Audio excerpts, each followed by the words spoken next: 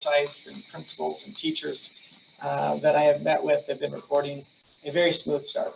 And people are excited, students are happy, parents have been supportive, and we are off and rolling with 11 days under our belt so far, I guess, right? So exciting to think that we had, over 27,000 students show up just a couple of weeks ago to join Team PV and start another new year in Paradise. So this morning, I wanted to have this as our agenda, and we have our cabinet members here as well. And so we have a few faces that some of you have seen before that have a chance to talk. I wanted to talk a little bit about new administrators across the districts. We do have a lot of new team members, and certainly one of the challenges that we have across the district is a staffing shortage. That's no surprise. We've been talking about the challenges from bus drivers last year to all areas of the district. 35% vacancy rate maybe in nutrition and wellness, a couple hundred ESP positions, many of those, more than half of them in special education and one-on-one settings. So the staffing shortage is real, and it is in all ranks. It's not just in support staff. Our teachers, and I know Dr. Holmes will touch base on that in his division update a little bit later in the presentation. But even our administrative ranks, there are far fewer people interested in stepping up and being leaders at the building, at the district and such. So we face those same challenges in providing leadership across the district. But we're so excited because all we really need is one in every position that we have a need. And we've got some great people to step up and be leaders. We have one of them here with us this morning, Dr. Chris Osmussen. Chris, would you wave? Yep. Yeah, there you go. Nice to meet everybody. Thank you for having me. Chris is our new Director of Student Services, and he replaced Mitch Von Echten, who retired last year. And Chris joins us. So when it comes to all things student services, secondary, emergency preparedness, safety, and such, he's our man and is spooling up very nicely to be a very valuable member of our team. We had a chance earlier to learn about Karen Brown, our new Director of Gifted and Talented. We also have Eva Caius, who is our new Director of Purchasing. She's not all that new. She joined us mid-year last year, but she's our new Director of Purchasing, and she is a very important person to make sure that we're following all the procurement rules with the United System of Financial Reporting and everything else that goes with procurement. So excited to have her. We have some new principals, but let me get to coordinator. We have a new CRUS coordinator. Pam Falk is our new CRUS coordinator. She replaced Phil Howardell, who retired. Really excited about her background with a very strong business and architectural background. And then at the principal level, a familiar name and face to some of you, Dr. Drew Davis rejoins our team as the principal at Hidden Hills Elementary School. We also welcomed Mark Danner into the role of principal at Sweetwater. He was previously the assistant principal. And we also welcomed Gianna Colonna, who is a new interim assistant director of special education, and she was the principal at Hidden Hills. We have Michelle Fowler, who's a new principal at Sonoran Sky Elementary School. She was a TOA. You're going to hear me really, in most of these cases, talk about people that we have promoted. It's grow our own. It's where we're happy to do that. We're certainly proud of the opportunity to give our people experiences and grow our own, but it's what's keeping us with strong leadership too. We moved Marta Maynard from Quail Run to give her a new experience as principal at Desert Trails Elementary School, which gave us the opportunity to promote a TOA into the interim principal position at Quail Run. That's Vicki Raymond. And we teacher on assignment. Yep, teacher on assignment is so they have a teacher contract. They do quasi-administrative duties as a TOA many times, but we have TOAs in other positions around the district as well. And Katie Hansen is a new assistant principal at North Canyon. She's from out of the district. We have Patrick Hurley, a new assistant principal at Pinnacle High School. He was previously a dean of students there. Ashley Kikillen is a new assistant principal at Horizon High School. She joins us from out of state with experience as an assistant principal. Leah Knavely is a new assistant principal at Desert Shadows Middle School. She was previously a TOA between Explorer and Desert Shadows. Kimberly Coda is a new assistant principal at Vista Verde Middle School. She was previously assistant principal at Pinnacle High School.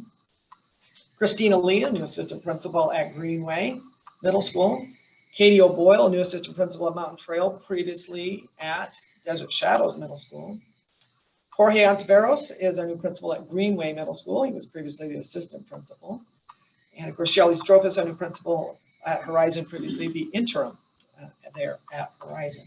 So we have a lot of new faces, but the changes also were intentional in many ways to give people the opportunity to professionally grow, to continue to build our team of the next level leaders in our district. So those are some of the new administrative positions we have in the district. People have the position. So the first week of school. I mentioned that it was relatively smooth, positive, and so we have this that some of you may have seen. I'd like to play. Let's hopefully it all works. Is there an audio that I need to plug in? I don't think so. All right, let's try it. Find out.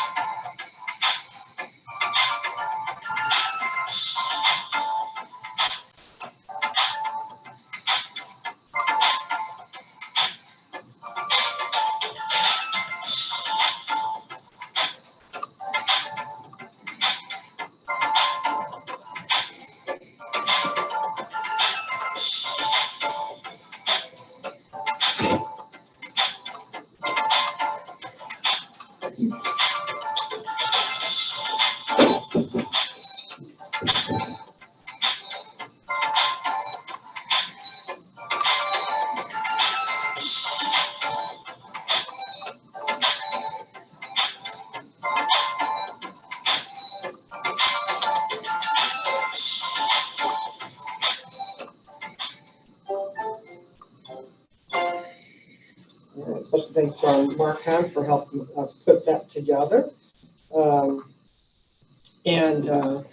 You know, when we look at some of the challenges that we have around staffing, we realize that it is stressful. And while people are very positive and they're stepping up to help, I am concerned about the sustainability of covering the additional duties and such. So once again, if you know somebody that wants to join Team PV, please pass along our process. It's been simplified. It's easy to apply, and Dr. Holmes may even talk about the instructional assistant position in his update. So there's opportunities for, we'll take whatever time people have available to help us as well. Moving along, wanted to take the opportunity to talk about the superintendent's priority focus areas and goals. You know, last year, as a first-year superintendent, was really committed to rebuilding some trust, reinvigorating some of the relationships and transparency in the district, and we've come a long ways and things have improved. The feedback has been positive, and our work together as parents, as administrators, as teachers and support staff have helped shape this, and with the governing board's direction and guidance, the priority focus areas this year build on a lot of what we accomplished last year. There was some really positive work that we did as a district to develop a strategic plan, and through the summer conversation with the board and our summer retreat, we've developed these focus areas. First and foremost, student achievement. This is our mission as a district, right? Our vision is to empower every learner for a lifetime of success. Our mission is to design and deliver some of those engaging, meaningful learning opportunities for all of our kids. And so student achievement continues to be our highest priority. And communication. You know, our organization is only as good as our communication, and there's always room for improvement. And through that communication, we will continue to improve. I think the realtors like to say location, location, location. Well, I think thriving organizations are about communication, communication, communication. And certainly fiscal responsibility. We have our own unique set of challenges as a declining enrollment district. Fewer students, you know, means there's going to be fewer staff commensurate with that reduction. We have a responsibility to be transparent to our taxpayers and use the dollars that we have fiscally responsibly. And so that continues to be a commitment, and we'll talk some about some of those goals and strategies here in a second. So building on student achievement as that first area, I have 3 goals that the board approved last Thursday night. And the first is to enhance teaching and learning opportunities, expand student achievement through continuous improvement and equity lens. You can see that it's tied directly to the strategic goal. So the work that we did last year is specifically driving our decisions.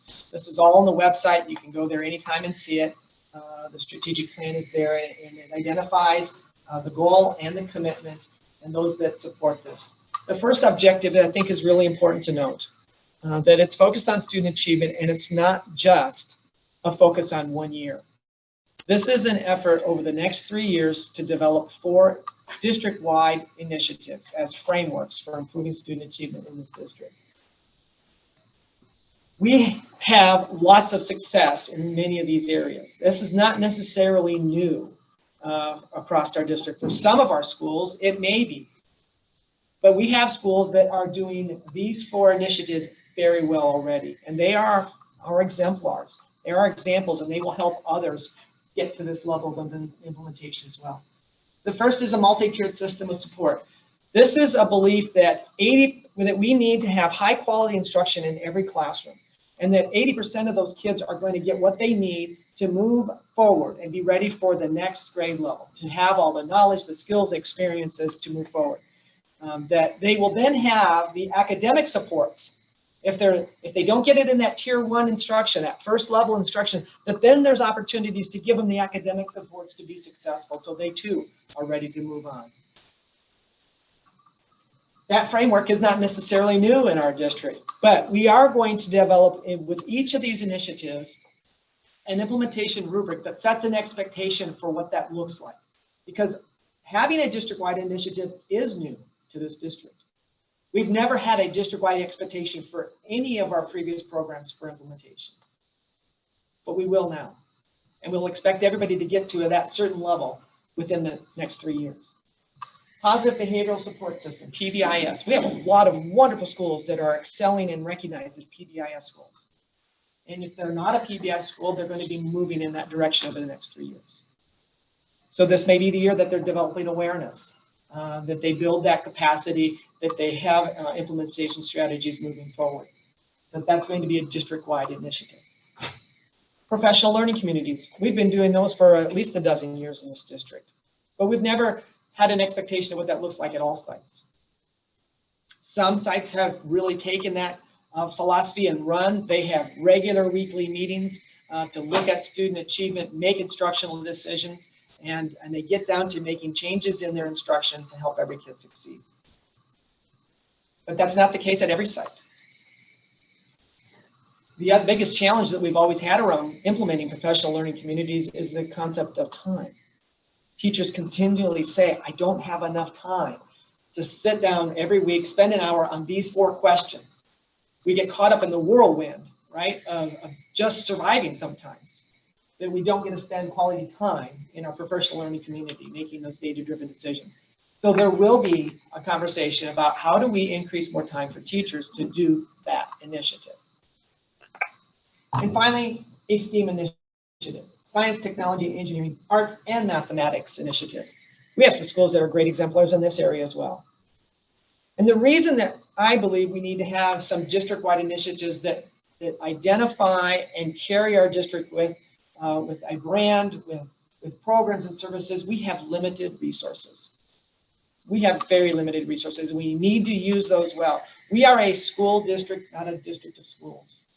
And when parents are seeking a place for their child to attend, I want Paradise Valley Schools to be the educational provider in the North Valley. I want them to look to us first. And when we have an identity as a district, as a STEAM district, we can now market ourselves and say that these are problem-based, project-based learning experiences that every child is going to have. And it might look a little differently at every school. That's okay.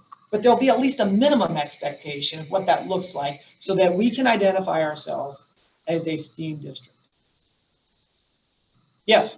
It's interesting that STEAM is on there because I know at our school and the neighboring school, STEM was one of the special So is it an expectation by classroom, by grade? That's what, we will develop as when we develop the implementation rubric, we say what that looks like, right? An elective area that some sites were using is not necessarily the model that has to be implemented, all right? I think the best model is when we have kids engaged in project-based and problem learning-based activities throughout their day in a variety of areas. And we do that with a lot of our expectations about best instructional practices. So those are the 4 initiatives around the first objective for this goal. And the second objective is we are in our 2nd year of a district literacy plan.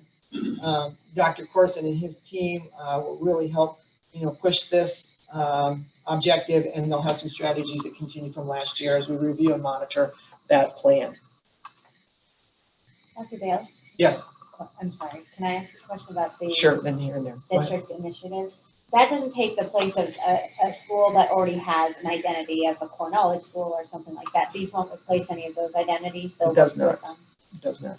And these aren't programs in capital letters, all right? These are frameworks for what, we believe best instruction can occur. So it looks like you're evaluating the success of these initiatives based on how well they're implemented. How are you looking at the effect that these initiatives have on actual students?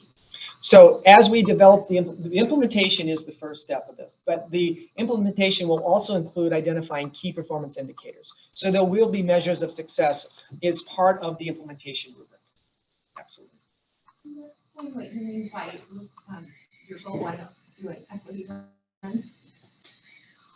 Yeah, we have limited resources. So depending on sites that are farther along in certain initiatives, if we have a PVIS school that's already an exemplar, they may not need the same supports. And so the materials, resources, people, guidance. So when we differentiate our resources to support the implementation of any of these initiatives, that's an equity lens. Okay, Marshall? We hear so much about teacher burnout. Are you doing anything to help so that we have less teacher burnout? Are we talking to teachers in September and October? Are we waiting until June when they're getting ready to walk out the door? What are we doing about teacher burnout? Right. So under this goal, that's not addressed, but later when Dr. Holmes gives an update on his area of divisions, you'll see us talk about some climate surveys and trying to get feedback from our staff along the way so that we can give them the supports that they need. We've got some really neat things that we did last year in terms of supporting them, and we ask for their feedback constantly. So I think you'll touch base on that in your update. You're welcome. The second goal is around communication with parents and our community, tied to our strategic value and action, our integrity, our plan is there. These 3 objectives have different strategies, and I'll just briefly share with you one of them that we're developing here under Objective 2A. Some of you may be familiar. In the past, there was opportunities for the board to go out and be a part of the community and listen. We are developing the superintendent cabinet, and we'll invite board members to be a part of what we call PV Pulse.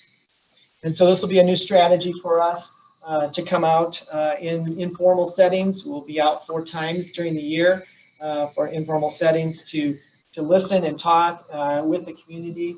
And that'll be one new strategy. It's called PV Pulse. So we'll be more about that later as we develop that. There'll be meetings in September, November, February, and April. Megan? We also have strategies under this. We've been implementing 4DX at some of our district offices. We'll be expanding that because customer service is important to us for both internal and external stakeholders. And then one of the things about gaining greater student voice, I'll just mention one of the strategies for this objective that we added this year is we've now added a survey to our students and families that enroll with us. And we ask them, why have you chosen us? We've always had exit surveys when people withdraw. We have that data, but we have never asked them why they choose us. So we added that this year. So I'm looking forward to getting that here at the end of term 1. Yes? When do the exit surveys go out? Who gets them? The exit surveys go out electronically upon withdrawal. Dr. Coursing, can you help me? How many days after withdrawal do you remember? It's an automatic survey that goes out. It is, I think, within a week. The week of withdrawal. Yeah. Yeah. Yes. What's the most common reason that we're leaving? Moving out of the attendance area. Let's see. All right. Any questions on the second one? And the third one, continue adherence to principles of fiscal responsibility. I mentioned this at the beginning, and I did see in your UPC presentation, you talked about the community forums. So that's one of the strategies here that we'll be doing this in September. There are 5 times in September, 6 o'clock. Ms. Berrigan and I will be presenting to the community. They're the exact same presentations at different locations and be available to answer questions. We're going to capture the questions and try to do an FAQ as well so that we can put that up there so you can see other questions that are being asked and answered. This is a goal that was part of my goals last year, and so many of this will continue. You'll continue to see us do some little video vignettes as well that will help explain information. As I shared with some of you before, and many of you who've been active in the district for a long time, or at least in Arizona education, you know that funding in Arizona education is complicated. It's also very difficult to explain as it comes to us in silos and such. It's very difficult for the general community to understand what these dollars can do and what these dollars cannot do. Yes. What's the conversation last year with the legislative body of the state for the to pass that law back to 1995, I believe, about funding, as you just mentioned, what funds need to be used for this and what funds would be used for that? I think what you're asking is related to the aggregate expenditure limit, the AEL. The legislature provided a waiver for last year that has not been resolved for the current fiscal year. So that once is an issue that the current legislature has to address by March 1st of 2023 as well. The governor, I think, had originally extended an invitation or a plan to call for a special session after Judge Hanna ruled on 208 and after the primaries. Those 2 things have happened, but he hasn't yet called for that special session. So I'm anticipating that still might happen here this fall, but it is an issue that needs to be addressed soon, and sooner the better. You know that we as a district are trying to resolve a nearly $14 million budget shortfall. We notified the board of that in June, and then on June 25th, the legislature and the governor signed a budget that provided more money to K-12 education. And for this district, that's to the tune of about $17 million. All right. So it may help some of our budget shortfall, but the intent was to pass along that money as raises to employees. And so we have a process that was previously identified to address that shortfall. That's working through its way now. And then but then again, we would not have made some commitments in terms of compensation to our employees, as in a 1% on the base, as a $1,000 return to work stipend in September, a 3.34% payout in November. Those commitments would not have been made if we had that information prior to distributing contracts. And so that comes off the top, has to, I believe, in order to balance the budget. We have a fiscal responsibility to do so by next June 30th. We solved the first year problem by June 30th with one-time money, but it means we still have to address it with ongoing decisions and expenditures and reductions that are commensurate with that. So how would that bill that's hanging in the Senate legislative branch help us? So with the $17 million that has come in the new budget, we really don't have authorization to spend it until they solve the aggregate expenditure limit. And it's not just the 17 million. I think that we have a number close to 40 some million dollars that potentially could be reduced. Is that the number, Ms. Berrigan? $49 million would be impacted if they don't solve the aggregate expenditure limit in this year's budget. Big numbers. All righty then. I'd like to, yes. Does that mean you created the budget over what you knew the limit was? Created the The budget. aggregate school. No, we have the budget that was adopted by the board that was approved based on our projections. But the authorization to spend it is still pending the aggregate expenditure limit. And I think Ms. Barrett, you want to jump in and help explain that a little bit?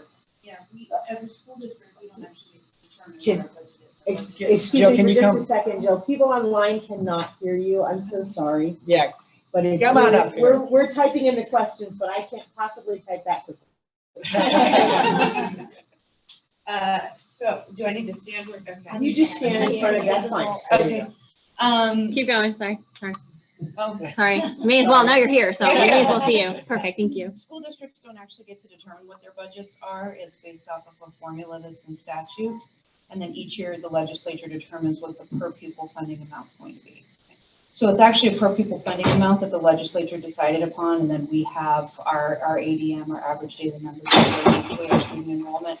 Multiply those two together, you get basically the main portion of our budget. The law is such that the aggregate expenditure of all school districts in the state have a limit that is determined by a state calculation. And for the last 2 years and in years historically, we've exceeded that. And it's not because school districts have exceeded that, it's because the legislation calculation has exceeded that limit. So it's ultimately their responsibility to determine, are they gonna let us spend what they approved as a legislature for a per pupil amount, or are they not going to do that? Last year, they decided to allow that. Is it because enrollment is up or? No, it's a rather complex calculation. 1980 formula Yeah, that hasn't changed. not the per pupil. Funding and Yes. additional Per pupil, pandemic funding. per pupil funding has gone up. The additional funding from the pandemic doesn't really factor into that because that's more federal funding. It's part of a general fund piece and the state's general fund. And they have a formula that's, unfortunately from 1980 and sort of caps us on a particular limit. And that limit is exceeded because they've said, we'll allow this amount of per pupil spending. And, unfortunately that puts us in a difficult spot. And it's the same spot we were in last year, though this year it's a significantly higher amount of money. We're talking about 49 million this year. I think last year was around 34 million. Way in the back. When it comes to that ESA, are we looking at that for funding where people can take their money to wherever they want to go? Does that play anywhere into that? So in the ESA, upcoming years? yeah, the new ESA expansion, I think you're talking about that passed about $7,000 per student. That's primarily going to be used towards private schools and can be even used in homeschool settings. So it doesn't take away from. It takes away from our district if a student chooses to leave our district and go to a private school or be homeschooled. That's how it would take away. We are aware of that. Absolutely. Sandra? I just want to make a comment that a lot of legislators are looking to help the schools too. I know that there's a paid teachers first plan that's being circulated, which would be phenomenal. It would bring the Paradise Valley annual average salary from $55,713 to $65,713.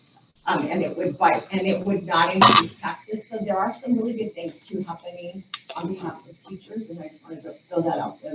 They're trying to work a lot of different ways. Absolutely. Thank you. Yes. I just wanted to clarify something on the ESA real quick. So if the child's gonna leave, that money's gone from the district. Is the ESA funding impacted from the district at all? Because that child's already left. That money's not being taken from the district.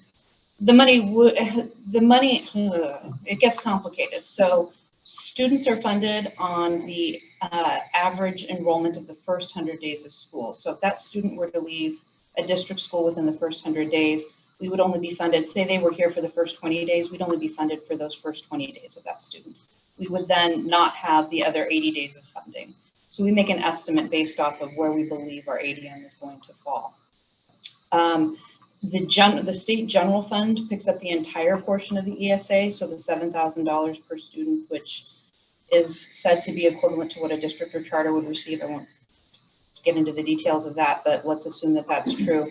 All of that comes out of the state general fund, whereas in a school district funding, in a district like ours, for example, 75% of the school district funding comes out of from local taxpayers. It's the equalization formula that we have in the state. The other 25% comes from the general fund. ESA, the full 100% comes from the general fund. So if I'm choosing to homeschool a child, that money's gone from the district anyway, correct? So the ESA funding is actually not taking from the district. Me pulling my child is what's taking the money from the district. You pulling your child Not is what ESA. takes the money from the district. Is that correct? But it's taking it from the fund available. Yeah, I guess I would say it's taking from some portion of the general fund. It's a larger. And the school gets money from the general fund as well. So that's just Our school feeding the pool, making it so our district gets less. Correct. Just remember. We have an online question. Okay. Could you speak to just sort of PV's teacher pay, like in comparison to other surrounding schools and other districts in the county? I don't know off the compares? top of my head, no, but Dr. Sean Holmes may know where we're at in comparison to other school districts for teachers. Numbers off the top of my head, but I know we're competitive. Competitive? Our average is $55,713 for per Melissa? Online, there's another question about school vouchers that were just approved. How is that going to affect Same thing. PVSD? That's what we're talking about. Some people just refer to them as vouchers. Some people refer to them as ESAs. So let me explain, because PV last year paid $3.8 million towards the ESA program. Do we have a dollar figure that we would be paying in addition to the $3.8 million? I'm not sure where that number came from because This AZ Central article from earlier in the year. So they're saying these are the number of students we believe are in the PV schools that have taken advantage of the ESAs. I don't know what that number is going to be yet for this year. Any wild guess? I would not make a wild guess. It's not PV schools paying the ESA. Yeah, that's what threw me off. Money that comes away from PVUSD that we don't receive. Because the students have chosen to take advantage Correct. of the ESA. Correct. Okay. What is the plan for the unused buildings from this time and what? I don't think we have any unused buildings right now. No, they're only used. We closed 5 schools, so what are we doing? All those We have, as I mentioned, Foothills is currently being leased mostly by the Challenger Space Center, and Air Libre is a mix of use this year, from some storage in classrooms to PV Online will be moving over there after it's made available. The last 2 years, it's been a destination for relocating campuses that were under construction and remodel. We bused Campobello to Air Libre 2 years ago. We bused Powell Primary there last year. And the conversations will begin this fall about our enrollment and our decline enrollment and how we can maximize our facility use space as we move forward, because there are certainly some very small schools. Yes. Speaking of Campobello, this students that have left from Palomero Primary, they will be returning to that school, correct? They have. They have. Yeah, I'm still coach. No worries. No worries. So what happens to the enrollment at Campobello? Do they take it down significantly, or? Are you referencing this year? Yes. This year, we just have 10-day drops in from yesterday. Yesterday was our 10th day of enrollment. Mm-hmm. Is that right? What's today? Monday was day 10. Monday was day 10. 11. 2 days ago was day 10. Yeah. Today's Wednesday. So we just have those numbers in. We're looking at another decline in enrollment this year, but I want to make sure I have time to evaluate the numbers before I'm sharing that information. No, what I'm asking is students that were at Palomero Primary have a new school now. Yeah, they're back. They're back in their new school. Correct. So that affected Campobello, is that correct? No, Campobello was last year, or maybe the year before No, that. it affected the Air students Libre. at Campobello. Moved to Air Libre, because they all moved to Air Libre, which was an unused building, and then all moved back. So they just moved to the location of where the children were learning. Oh, okay. So in respecting your time that's set aside, I'm going to ask that we just move along. I know that Dr. Holmes has an appointment with Channel 12 shortly. And so I'm going to skip ahead to him, have him highlight just a couple of things as in terms of HR, and then we'll come back and go back to elementary leadership. So Dr. Holmes, welcome. Thank you very much. Good morning, everybody. Ian talked to Channel 12 about staffing. Actually, imagine that they have the word is out that there is a staffing shortage in schools. So just quickly, what we have here is this is what we currently have open, unfilled in the district. 80 FTE. An FTE is a full-time equivalent, means like a full-time position. So we have 80 FTE total in certified positions. 50 of those are full-time positions, 1.0 positions. The remainder of them are bits and pieces. They're part-time positions. How did we fill those 50? When we talk about those 50, because that's going to be an obvious question for many of you, what's happening in those classrooms, there's a number of different strategies that we have. We do have substitutes that are filling in. We do have teachers that are working beyond their contract.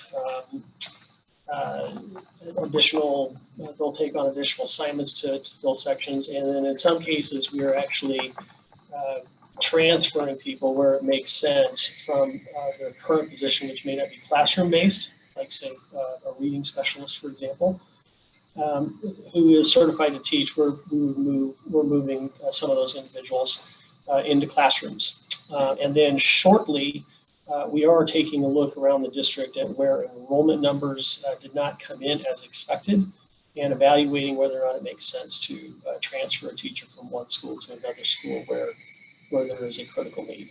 So those are ways in which we are filling the gaps, if you will.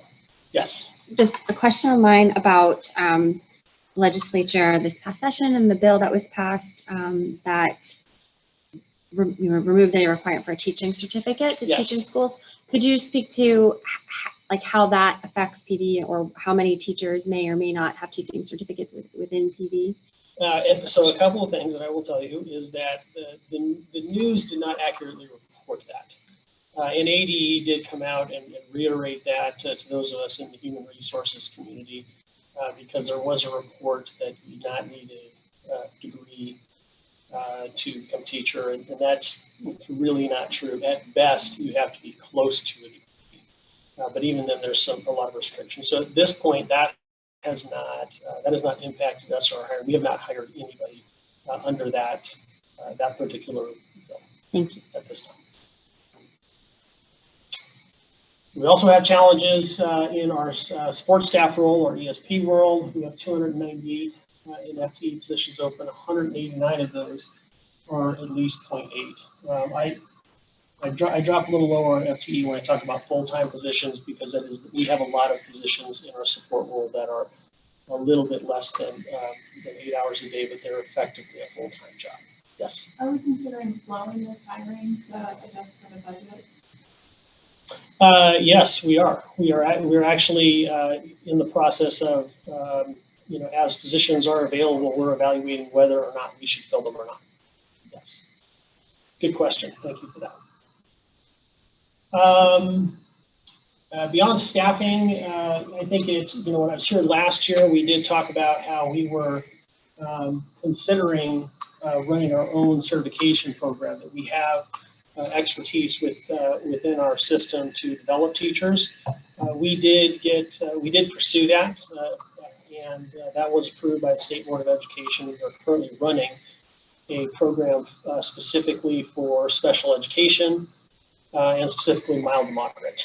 And we've identified 11 teachers that are currently in that program. And those are 11 teachers, 11 classrooms that otherwise we would not have a special education teacher for. So we're excited about that and for the potential of that in the future. And with that, we are next on the list, we are considering looking at a KB program. Yes. Question, that's the Aspire program, correct? Yes. If they're in that program, excuse me, do they have to make like a minimum commitment, like once they get their certification, to stay in districts for like a certain number of years, like similar, like if they do like a rural teaching program? Right. they kind of help provide that education and support that the PVD also commit at least to the district? Well, to get the certificate, they have to commit to the next 2 years. Okay. So they won't actually receive their certification. They have like an intern-ish type, it's like an alternative certificate that they're working on while they complete the requirements of the program. So if they don't complete the requirements of the program, they will not end with a certificate at the end. But once they get their certificate, Yeah. is there some kind of commitment to kind of, I hope that they have buy-in on the district? They don't have an obligation to Paradise Valley schools, but we happen to be the best district around, so they're not going to. In writing though.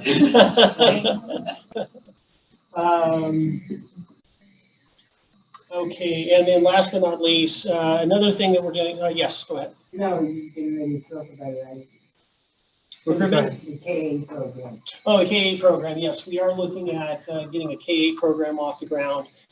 So basically the minimum requirements of that to enter are going to be you have to have a bachelor's degree, you have to have a level 1 fingerprint card, and then you have to be enrolled in the program and complete the requirements of the program. It is a 2-year program, and it does begin in the summer with a 2-week boot camp, if you will, to help teachers get off the ground and get going in a positive way with classrooms the first day of school. How is that program going to separate really grade 6 to 8, the middle school teachers, where you have to be specialized in a particular area of education? How is that going to affect them? Is it going to get a blanket K-8 certification? Yes, Enabling them it's any class K through 8. I would say that it is true that at the end of the program, what they'll finish with is a K-8 certificate. And then if they do pass content area tests, they would be eligible to teach on a regular certificate at the middle grades. On this certificate in the program, they can do that.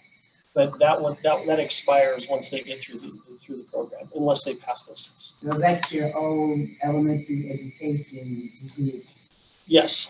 But they won't go into a middle school position unless they are appropriately certified. Yes. That's that content area exam that they have to take and pass. They have to But take. if they come to us with a degree in, say, math, and now they're going through our program to be a fully certified English teacher, they finish with their full credentials, they could very easily take the math content area exam, and then they would be appropriately certified for a 7th and 8th grade math classroom. Yes. The teachers are in the program, are they getting their own classroom during the 2 years? Yes.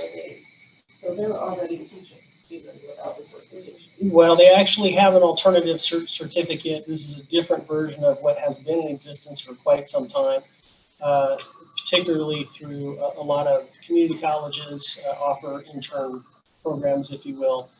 They're 2-year programs that have been around for a number of years now.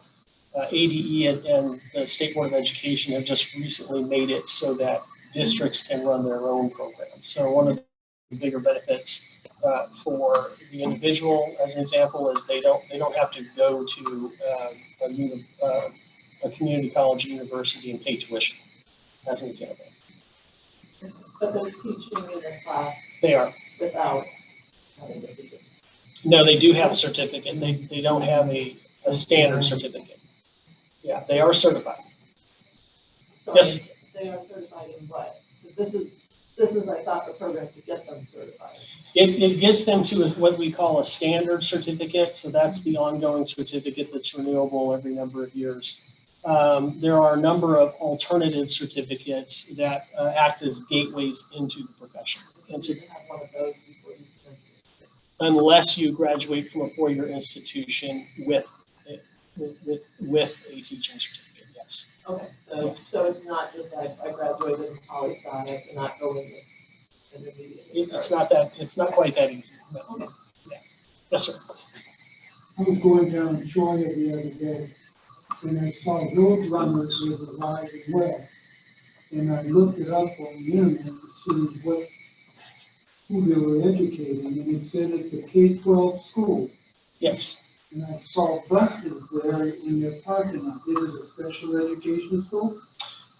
Yes, so that is a school that serves students with special needs, yes. It's a PD school. Yes, it is. I have not seen any celebration of Roadrunner opening. I don't know if that's a human resource issue or Well, they say they have over 200 students. We probably didn't get the word to you because we did actually celebrate it. I recall being there. I believe Mr. Turner, you were there, and Dr. Bales as well. Oh, I know, it was closed. No, it was remodeled. It was remodeled.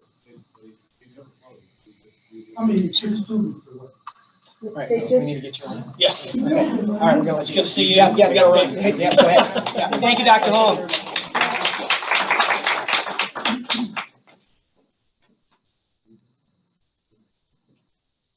Okay, Dr. Jarris, would you join us up here and highlight some of the areas instructional leadership elementary will endeavor this year? Yes. Standing over here. There you go. Next month's spot. Yeah.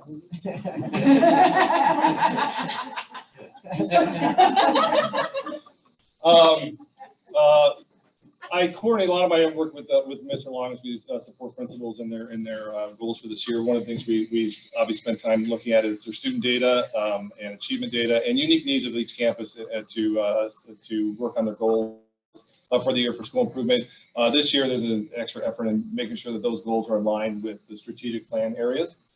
I'm also working with a committee regarding the district initiative, especially on the area of PVIS. Just so you know, as Dr. Bales mentioned, we have many schools that have already taken the leadership in that area, but we have 5 new schools this year who are beginning their journey for implementing PVIS, and we have another 9 that are refreshing their efforts in some area. They're either going on to their Tier 2 training, which is that next level of training for intervention for the students who didn't really respond the way we wanted to in the first round, and so they get something. We've got a kind of a plan B for them. And so we have 9 more schools that are continuing some level of training through our district programming as well. And I'm also working with the social and emotional behavior resources on continuing to align our efforts. That's not just our curricular resources that we use, but it's also the people that we have, our social workers, our counselors, our SEL specialists. They all have different areas of expertise. Some schools have different types of staff in place. And so we're just working with schools to make sure, and with those personnel, to make sure that their efforts at each campus are aligned and that principals and teachers know how to utilize them, what their areas are, where the gaps might be, and what other resources might be available for them. Speaking of that, then we also have a partnership with Southwest Behavioral Health that started about 5 years ago just at Palomino, at the Palominos. They are an outside agency that provides counseling support for students who parents typically don't have financial support or need or the ability to support that area for their children. So we started at Palomino, it grew, we expanded it to 3 or 4 more schools, and then it kind of went a little sideways with the pandemic. It opened the opportunity for them to offer some online resources for families, but we're reinvesting in that partnership to talk about how we can continue to support our families. And so what happens is when we have a student who is perhaps needing a little bit more than we're able to provide at school or different area of expertise, we refer parents to Southwest Behavioral Health, and so parents can work with them to providing some support for their students.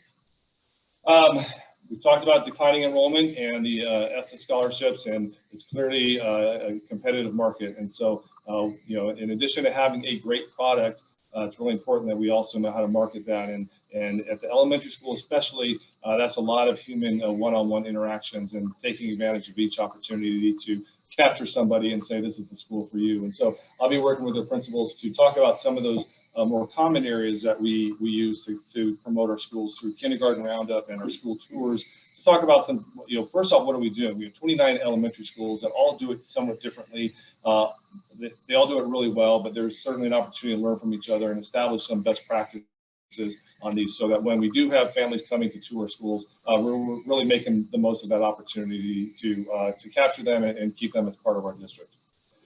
We have a very vibrant community education program that, in addition to after-school programming for some classes, they also run our preschool program, and they also run our before and after-school mascot program, which is our before and after-school childcare. We're going to take a look at an analysis of those programs this year, especially in the area of cost analysis. Costs have gone up, and just to give you a sense, in our preschool programs, our preschool classrooms, we cap them at 22 students. 10 years ago, the break-even point was about 13 students. So if we had 13 students, we were cost neutral, and anything above that, we were able to help support other programs. That number has risen to about 21 students. So we really have no margin to support programs that are a little bit lower. So we have to take a look at the costs that we're charging folks. We don't want to cost families out of that, but we have to be realistic about how do we support those programs. And we have the same challenge with our before and after school programs. We have many schools that have waiting lists of students, 50 or more, because we just can't hire enough staff members. And so we have to take a look at how do we attract more people, and that might be a cost analysis in terms of paying people differently, also tapping into different resources. So we want to make sure that program continues to serve our community, so we'll be taking a look at those programs this year. And then also tapping into resources. We have a fantastic Volunteers in Paradise program. We have volunteers at every campus, but we do have an organized one that helps feed people out to individual campuses who have the lofty goal of providing a volunteer for every teacher that requests one.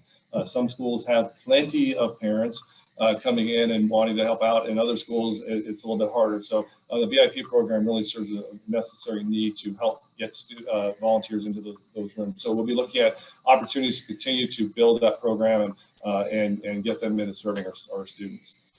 Elaine and then Sam. On your partnership with Southwest, you mentioned that for the Tyler school.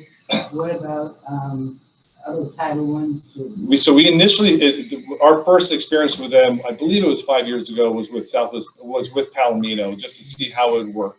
Then when I took on the position, we met with them and we expanded that to 5 other, I think 5 totals. We expanded to 4 other title schools. And then it kind of, again, that was right then the pandemic happened. And so we're looking to reinvest in that conversation about how they can support us. We have the same challenge. They have the same challenge as anybody else does in terms of personnel, right? We could say we have 13 schools that could really use you, but if they don't have the support for that, we're not doing anybody a service by offering something that they can't support. So that's where we have to work with them to determine what we can support. Are we letting parents and usually in Title I schools who need these resources and support know that this is out there by some type of flyer or communication? It's more on a one-on-one individual. It's through those conversations where we're working with the student or family, and we know that this is a resource we have available for them. Or teachers and education? Yes. Yep. Sandra. Volunteers required to go through the VIP program. I'm sure it's very good, but some of the parents that I've talked to say, well, I don't have time to go to the VIP. Can they still volunteer if they haven't gone through that, or do they have to? Volunteers are always free to contact the school and say, hey, we'd love to help out. The real advantage of the training is we prep people, we give them some background, we give them some training and some skills. And then this way, when teachers are receiving them, they know that they're coming in with a certain amount of background and understanding of what they're going to do. And we've also been trying to target that training a little bit as well. We really invested a little bit more with using really great reading curriculum, so that when they're coming in, they're familiar with some of the curriculum that's being used. Yes. I'm curious to know about the PVIS Plan B. This is the conversations that I've had with parents that did pull, was the kids that did not go to that. So if there's anything that I can share with parents that are sitting on that edge that have not pulled yet, what are some of the things you guys are addressing for the Plan B students that didn't so much correct behavior along that path? So in the PVIS training, you set your tier 1 platform. This is what our basic structure is. These are our expectations. This is how we redirect. This is how we provide positive reinforcement. And then when you have students who aren't responding that level, schools should be working together to create what are those other opportunities to work with those students who are needing some additional support. Behavioral, or how many steps before that? Well, if it's determined that that's where the student needs that support, that certainly could be somewhere that they end up. It could be coming up with, it could be coming up with a more specific check-in, check-out plan, for example, right?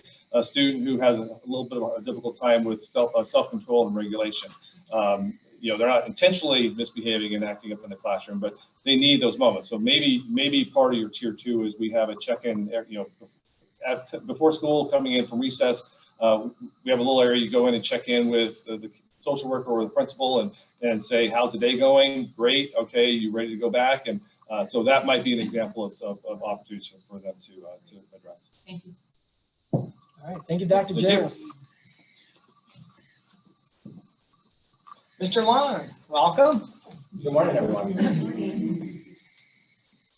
So as Dr. Jarris mentioned, forgetting that there. I gotta come right here. There you go. Okay. As Dr. Jarris mentioned, we work very closely together. So with the new strategic plan, one of the things we have to focus on is as schools create their new goals, that we want to make sure that they're aligned with the strategic plan as we work through that process and reevaluate, do mid-year check-ins to make sure that we're going along that path, as well as the new district initiatives. So everyone's at a different starting point in that race. Some schools have done a great job and moved forward quickly in implementing PVIS over the last few years. Others have been a little bit slower. So as we begin to work through that process as a district, build some implementation measures, and so that over a 3-year cycle, we're looking for that attainment of everyone fully implementing those initiatives as we move forward. Another focus for secondary this year is mathematics supervision. We started that last year. We know that as a district, we've been struggling in the area of mathematics. It was exacerbated by the pandemic.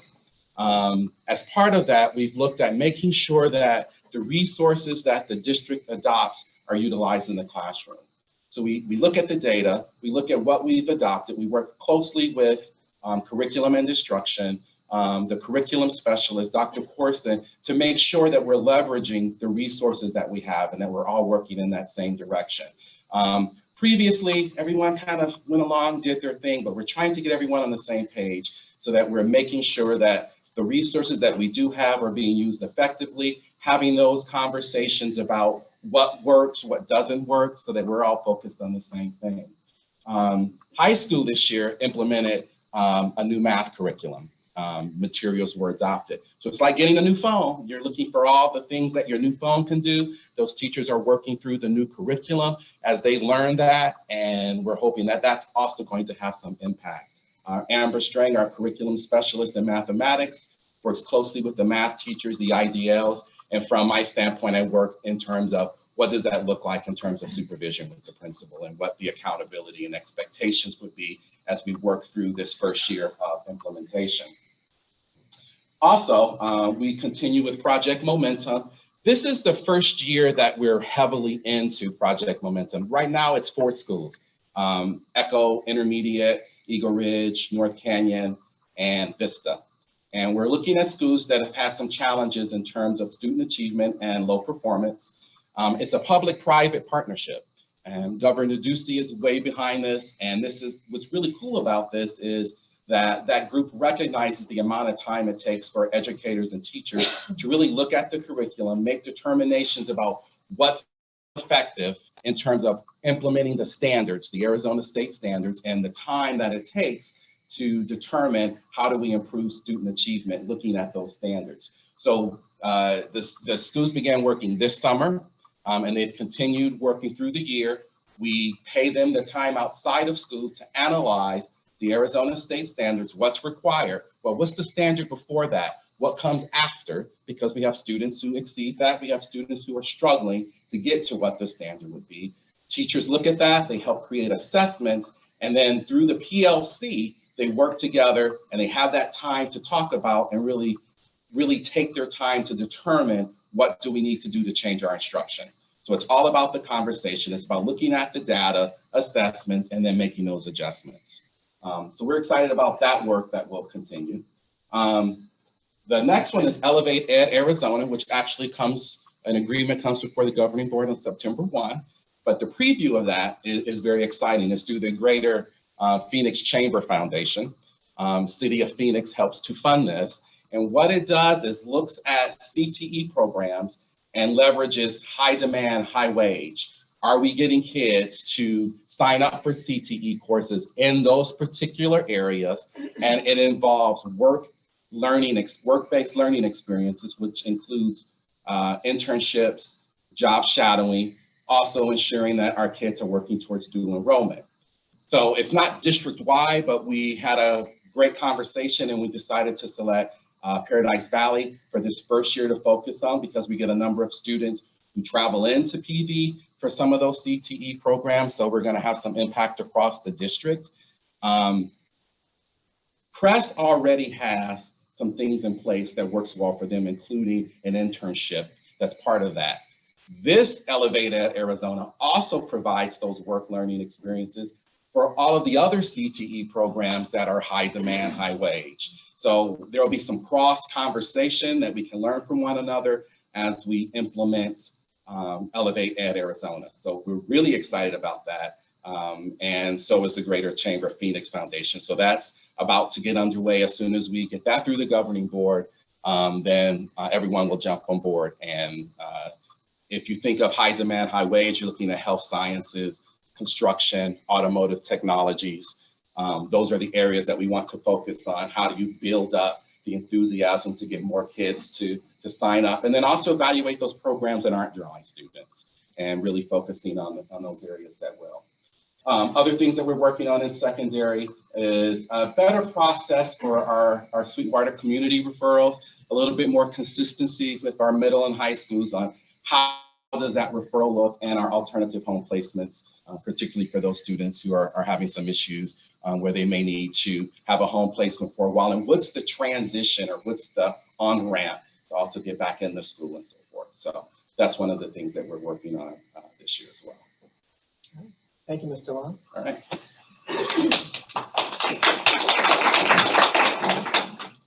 All right. Dr. Corson, Assistant Superintendent for Curriculum Instruction. He's got more than one slide, so let's hold the questions. All right, bear with me. Good morning, everybody. It's great to be here this morning. I wanted to share with you some updates of some of the key work that's going on across many of our instructional division departments. And so I'm going to start with curriculum and then talk a little bit about some of the other departments that kind of feed into that work. So Dr. Bales mentioned as part of our district level goal that we are working on a literacy plan. And literacy is just absolutely key to any student success. We know that literacy in particular is a gateway for students to be able to achieve, not only to be successful in life, but to achieve in other courses. And literacy includes all those things that we find valuable skills in life around reading and being able to write and to be able to communicate effectively. And so K-3 literacy in particular is really important. We know all the evidence suggests that, you know, in order to help students to be successful throughout their educational career in life, K-3 is really where you got to start. You've got to make sure that those children are able to read effectively before they leave the third grade. And so that's why the state has even determined, you know, third grade is kind of a key grade level where the state is very interested to see how kids are reading by that time. And so our literacy plan as a district really focuses on that K-3 literacy and putting supports both in terms of curriculum resources, identifying clear assessments so that we can know on any given time that we can progress monitor our students to see if they're on track for reading. And that we've got as part of our MTSS structure, which is part of our initiative, some interventions and supports in place for when kids are not, or when children are not reading at the level that they need, that we have a district systemic kind of response for how we intervene with children to get them back on track. And so that K-3 literacy is critically important as part of that district literacy plan. We also know that writing is also important. And so one of the things that we mentioned that we are working on down below is recommending some supplemental writing resources. We do have an ELA curriculum, but we do also recognize that we need to infuse some additional writing resources into our system. And so that's part of our district literacy plan too. We're also doing some work though at some of the upper levels in our high school classrooms. We are looking very carefully at aligning our standards around English language arts in those classes to make sure that they're aligned with our standards, implementing some common assessments at our English classes at the high school level, and also beginning to do some more crosswalk work between our state standards and how the state holds us accountable at the high school level through the ACT test.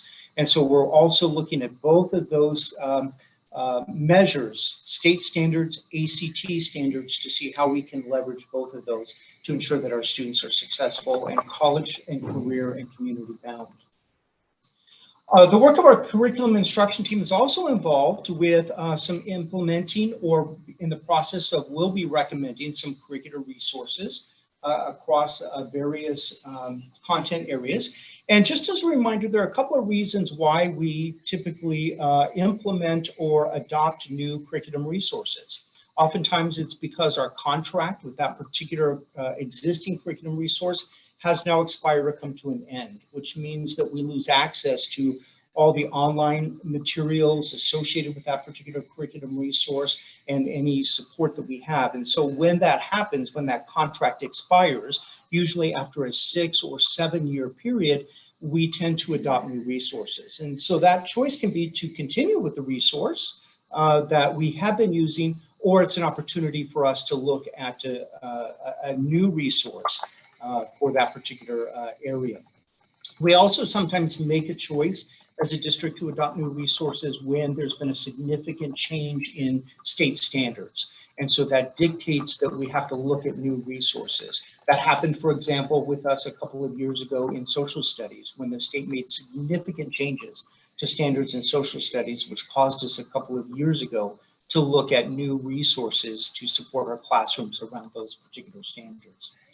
All of our curriculum resource adoptions involves a fairly lengthy process in which we gather together teachers, administrators, and parents from the community to take a look at available resources, to examine those resources, to identify how they connect with the state standards, to look at cognitive levels of those resources to ensure that we are keeping high standards and expectations for our students, looking at resources that may engage students in more project-based, problem-based learning, all those things that we know are evidence-based strategies. And then they go out to community review. And there's a 60-day community review in which the community has an opportunity to provide feedback and input on any of those resources that the committee might be considering for our district. And then that committee reviews that feedback following that 60-day review process, ultimately then making a recommendation to the governing board on what they are recommending for a particular curriculum resource. So we're going to be engaging in that process later in the fall regarding 712 ELA resource. Actually, that one's coming up right to the governing board soon here in the next governing board meeting. We'll be making a recommendation. K6 ELA resources will be coming later in the school year. We have been already a part of a process for supplemental writing resources, so that's going to be coming to the governing board with a recommendation very soon. And then later in the year, we have some very kind of one-off courses that were not part of original science adoptions, and we recognize that there are some needs in those courses to have some additional materials that have been outdated for a number of years. And so we want to apply some resources for those classes. Yes? Is there a way for us to save money when we do adopt these curriculums? Because I think a lot of the teachers favor the online, but when we do, we're required to purchase a textbook, 2 in many cases, for every student. If they're not using those, is there a way to say maybe have a textbook? I know the publishers are pushing back, but I'm just looking at ways to save money for our district if we're using those to be online. Yeah, we are too, and publishers, as you have stated, have oftentimes paired those resources together. You get a textbook and then you get the online version, and they're not always willing to separate those out. They've realized the benefit to them in terms of the cost that is associated. But we continue to work with our vendors to provide only what we need, not necessarily what the vendors think we need. And so we're going to continue doing our best towards that. All right, so a couple of the other departments I did want to mention that works closely with our curriculum instruction.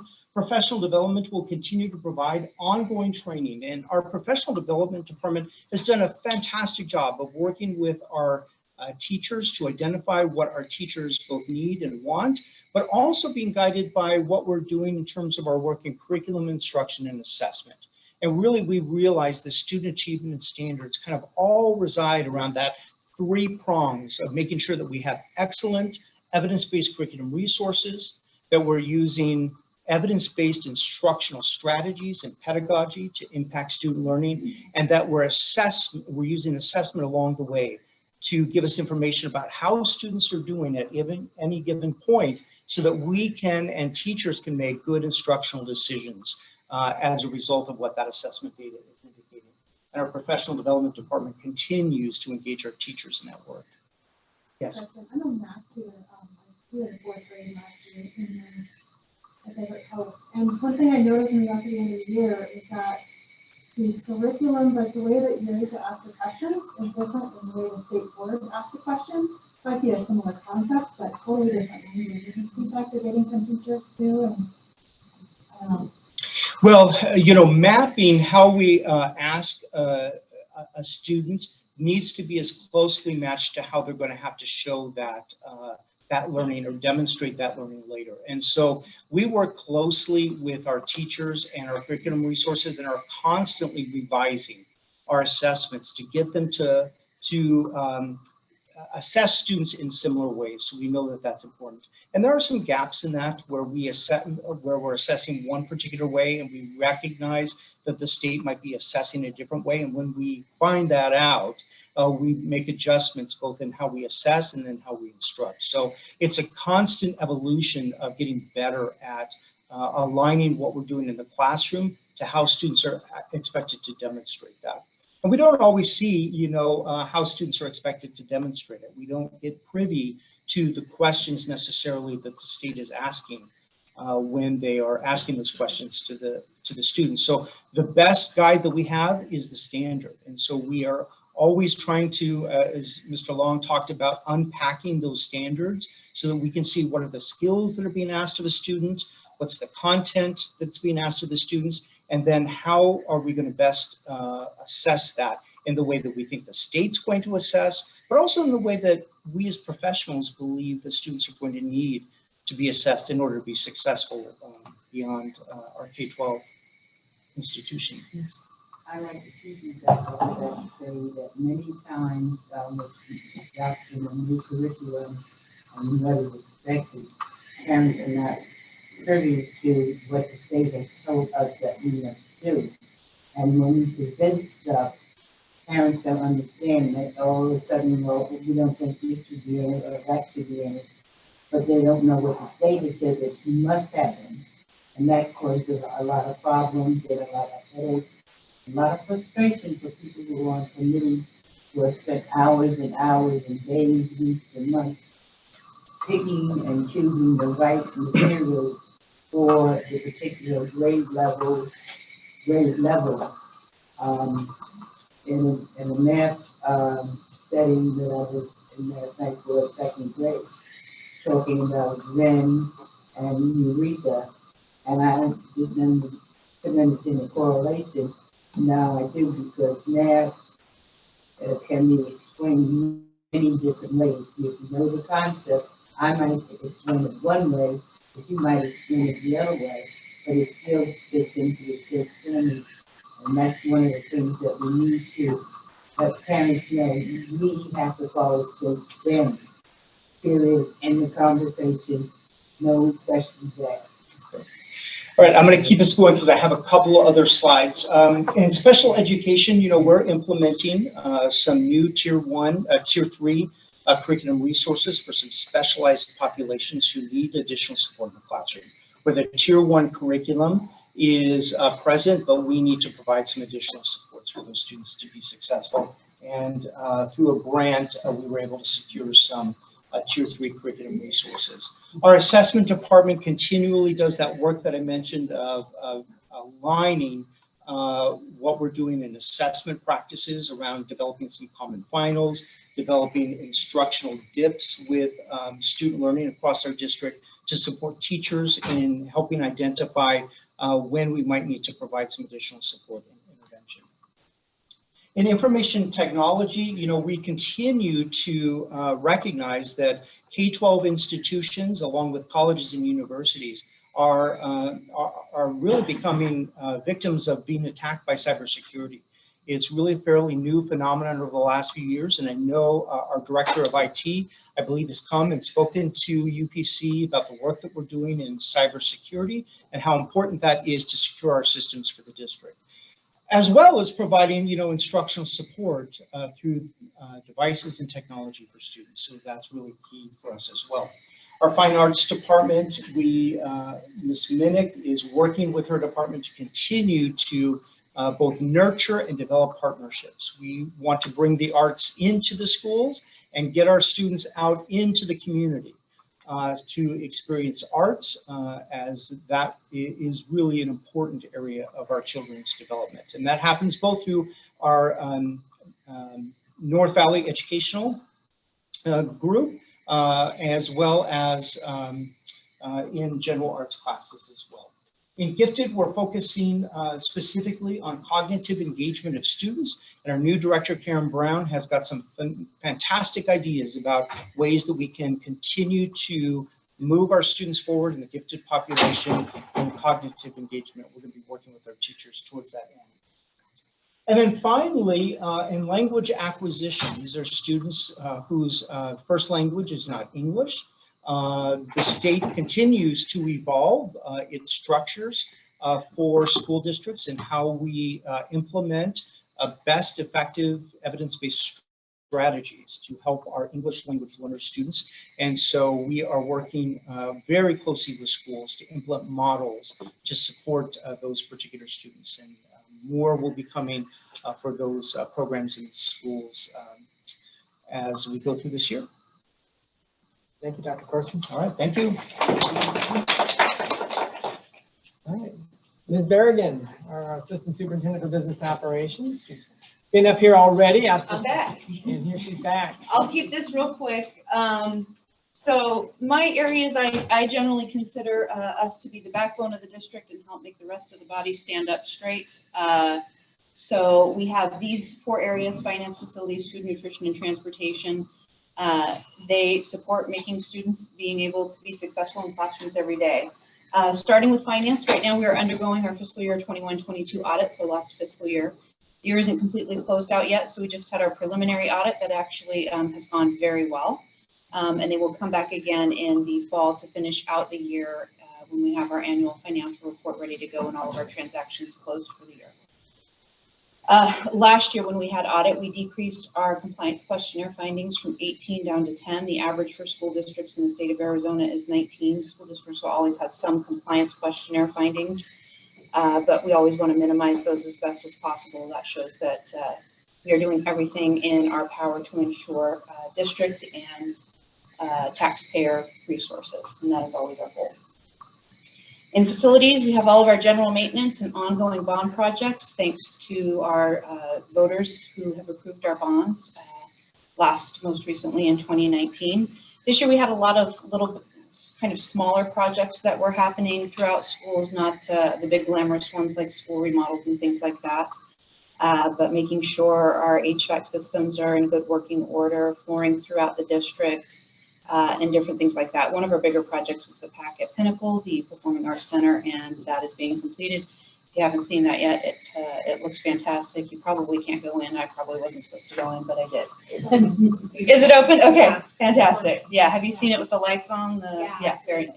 Principal did some parent meetings. Oh, good. Okay, perfect. Next is food and nutrition. Some kind of a couple of pieces of bad news. Kids no longer eat free this year. The federal government for 2 years during COVID let any student eat for free regardless of their free and reduced lunch status. So that has ended this year, but we still have students who will qualify under the free and reduced lunch application. It's just a matter of getting our families used to doing those again. They didn't really have to do them for a couple of years, and so wanting to make sure that in order for their students to get fed, they've got to complete that application. And we're we're sort of in a situation similar to transportation that started with transportation last year, has continued with transportation this year, but in food and nutrition also have a large vacancy rate of about 35%, and that has actually increased even since this slide was put together. All of our office staff that work in the food and nutrition department are out at school sites every day helping to serve meals, and we're having to make some different considerations. We had to eliminate some breakfast in the classroom programs this year because that requires additional staffing. We can still feed the students breakfast, they're just not receiving it in the classroom. At some of our schools, we've had to decrease from 2 hot options and 1 cold option to 1 hot option and 1 cold option in order to make sure that we had enough staff to be able to support that. So as the country itself is in a situation with inflation, it's affecting us in some very specific ways, and being understaffed in food and nutrition is one of those, as well as in transportation. We did have a great first day. We didn't lose any kids the first day. That's always a good thing. The rest of the week was a little different. But the first day we didn't lose any kids. And we eventually find them. So losing them is maybe the wrong word. We do eventually find them. Misplaced. They were misplaced for a bit of time. So we will continue to work on that with our transportation department, and hiring again for all positions in transportation, particularly for our bus drivers. We still only have a fill rate of 60%. And then on top of that, you have folks who are on long-term leaves and calling out sick for the day. Most days our transportation office is operating at about 50%. So just imagine anything you do and having 50% of the people you need to be able to do that. It's quite the challenge. And it's not as though their work can be delayed and somebody can pick it up later. It is a daily task that has to be done in a timely fashion. And so they're doing their best. So any questions on the backbone of the district? Okay, thanks guys.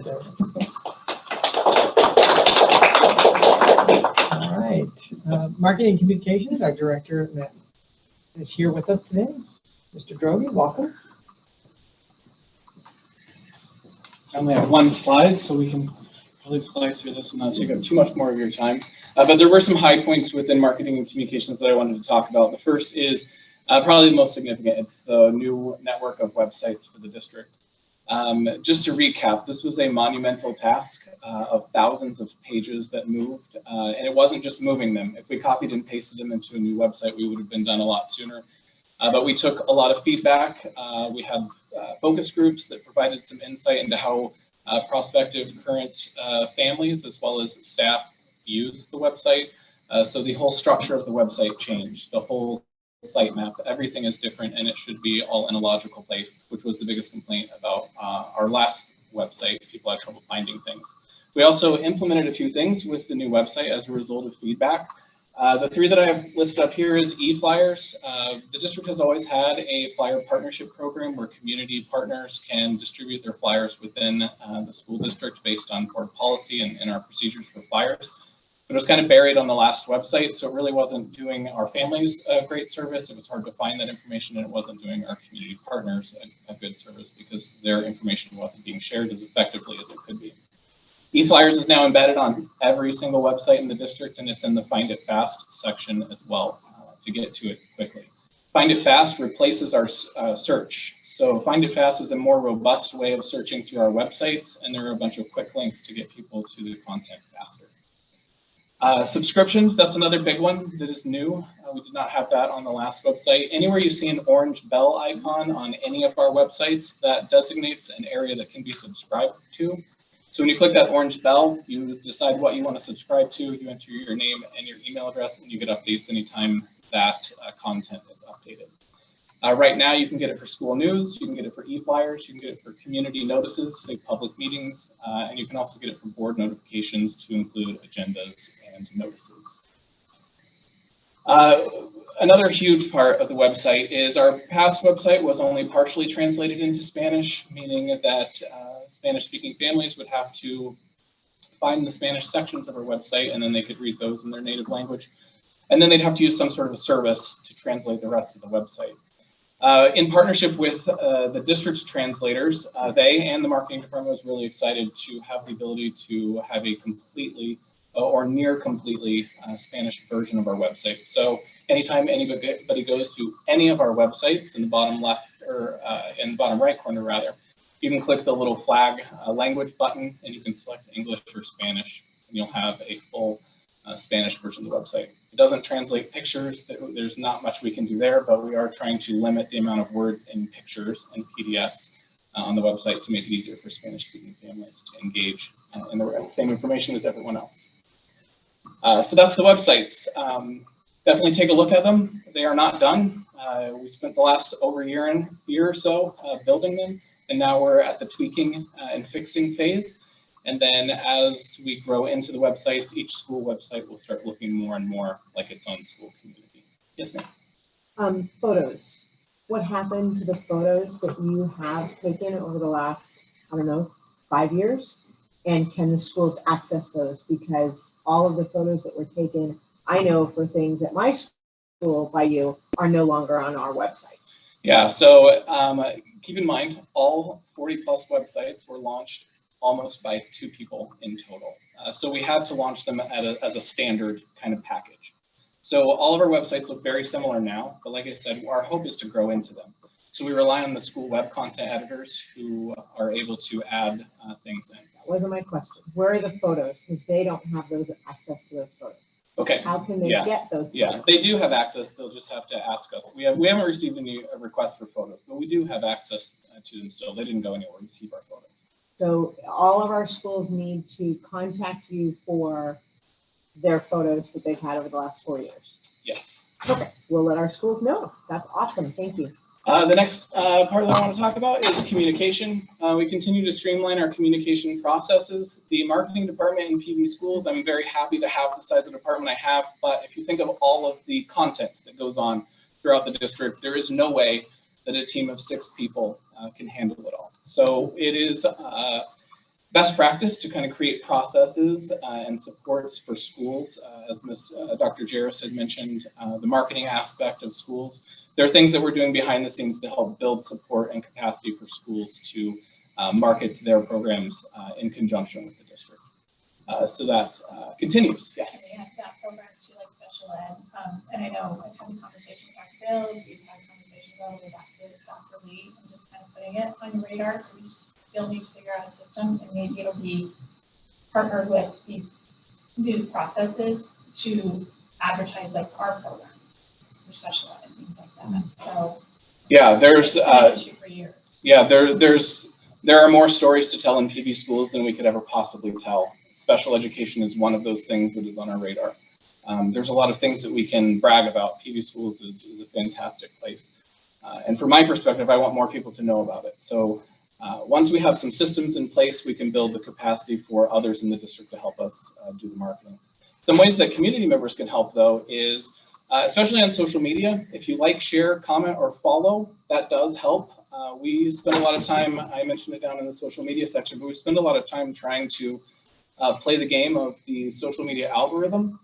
And our content does get promoted more organically to more people if it gets more likes, shares, comments, and if our accounts have more follows. So if you see something from a PV school on social media, definitely like it, share it, and comment, and then that'll help share the information out further. The whole basis that social media is platformed on is a spider web. So it relies on people engaging with content. And much like everyone else has mentioned, staffing shortage has also impacted the marketing department. So as I mentioned, our department is only 6 people. We have a lot of responsibilities throughout the district as it relates to communications and marketing, but we are in the process of trying to fill our digital and social media position.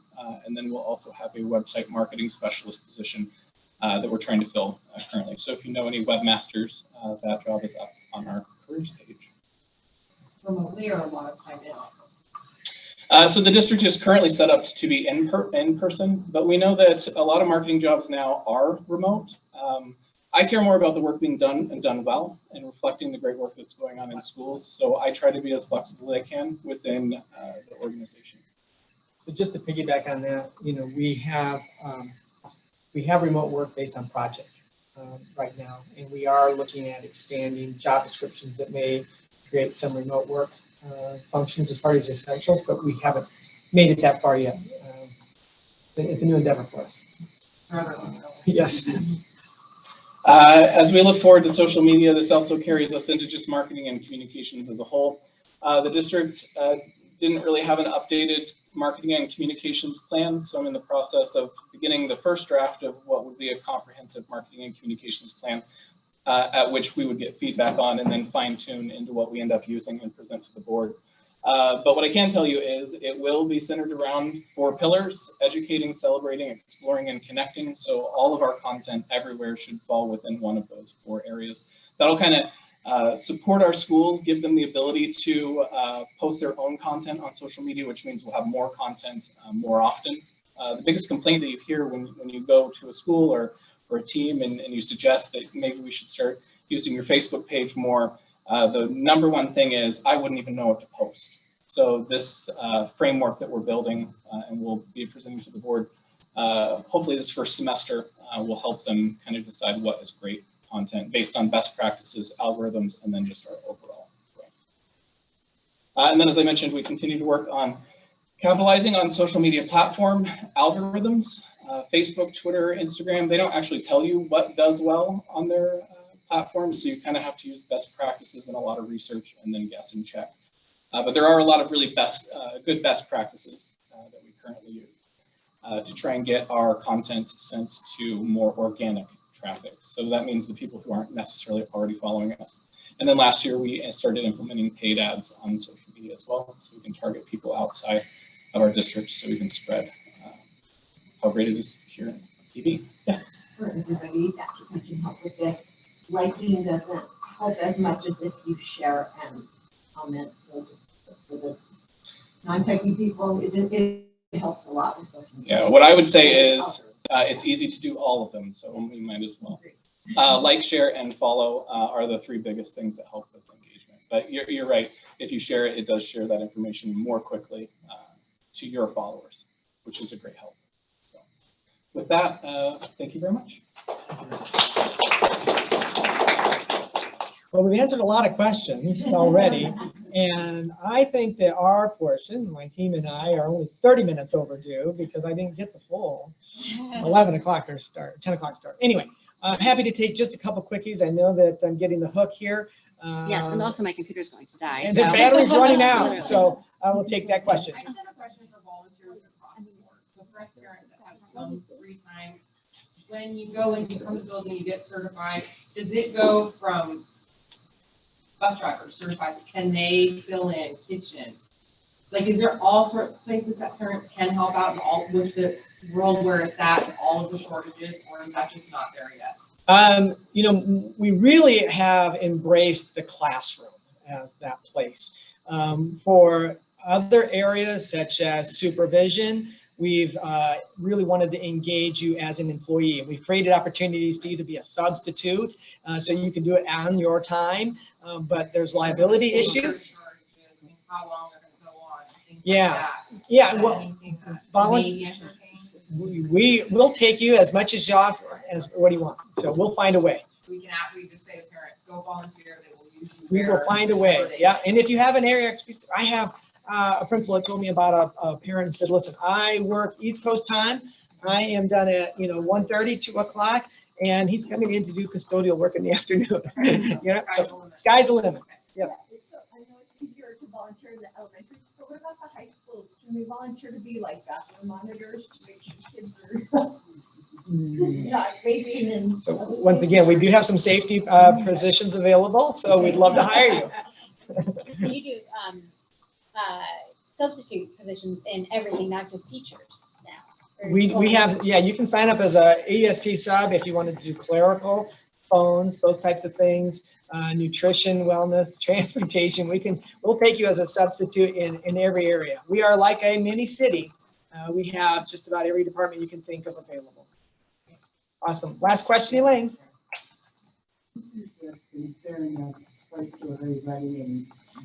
Is it a question? Yes, the question is, how can we change our status as the United States Nuclear as a 48th place instead of moving up to a 10th place? What can we do? Get involved.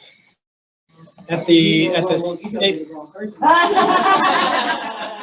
If you're talking about per pupil funding, you need to get involved at the state level. At the state level? Yes. Thank you, everybody. Have a great day. Thank you.